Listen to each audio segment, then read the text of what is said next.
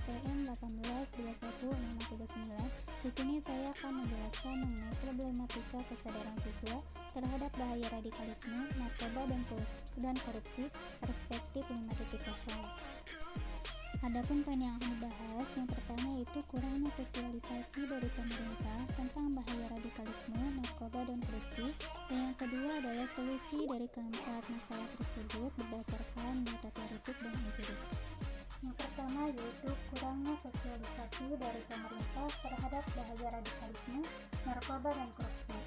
Penyalahgunaan narkoba, paham-paham radikalisme yang mengarah pada paham terorisme dan korupsi merupakan fenomena sosial yang telah lama menjadi masalah sosial di masyarakat. Hal ini dibuktikan dengan banyaknya kasus penyalahgunaan narkoba, radikalisme, dan korupsi yang terjadi di dalam masyarakat itu sendiri. Permasalahan-permasalahan tersebut adalah permasalahan yang tidak bisa hilang hanya dengan melakukan pemberantasan saja.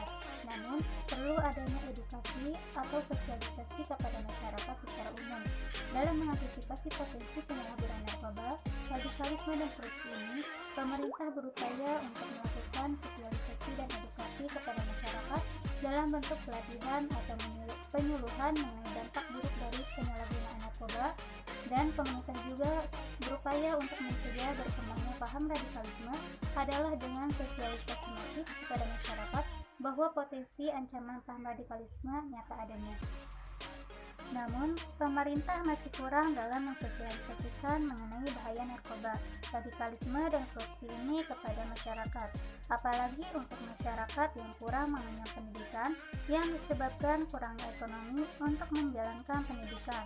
Contohnya, untuk masyarakat yang tinggal di daerah pinggiran, meskipun saat ini banyak informasi melalui media sosial ataupun platform-platform lainnya mengenai bahaya dari radikalisme, narkoba, dan korupsi ini. Akan tetapi, daerah terpencil ini sulit untuk mengakses internet sehingga masyarakat minim akan pemahaman mengenai bahaya-bahaya tersebut. Oleh karena itu, sosialisasi juga perlu dilakukan di daerah-daerah terpencil, bahkan daerah yang menjadi target penjualan narkoba dengan penggunaan narkoba terbanyak.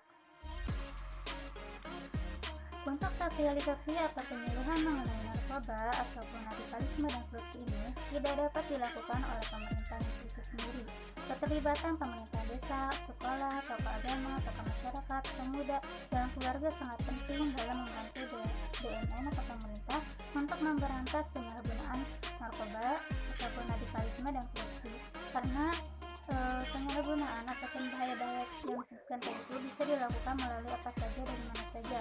Maka dari itu diperlukan sinergitas antar stakeholder agar permasalahan sosial penyalahgunaan narkoba, radikalisme, dan korupsi ini dapat diatasi bersama. Selanjutnya yaitu solusi dari keempat masalah berdasarkan data teoretik dan empirik. Yang pertama yaitu upaya pencegahan narkoba, paham radikalisme, dan korupsi di era digital ini membutuhkan upaya yang lebih kreatif dan inovatif.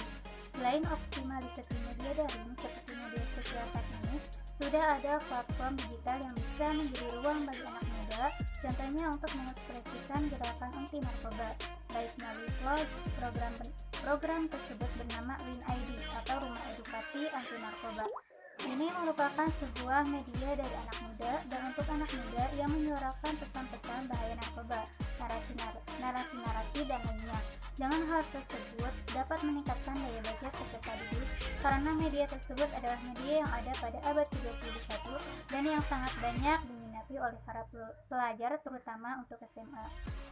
Yang kedua yaitu dari Puskulhub atau Pusat Kurikulum dan Perbukuan Kemendikbud membuat model pembelajaran bermuatan pencegahan radikalisme, intoleransi, dan terorisme bagi semua guru mata pelajaran dan jenjang, termasuk pelatihan yang berjenjang, berkelanjutan, dan berkualitas. Karena tugas untuk mencegah radikalisme di sekolah itu bukan hanya tugas guru PPKN dan pendidikan agama saja, tapi tugas pokok semua guru.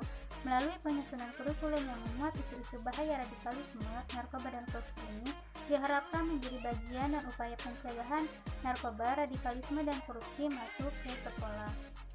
Yang ketiga adalah guru harus mentransformasikan dirinya menjadi pendidik yang benar-benar mendidik.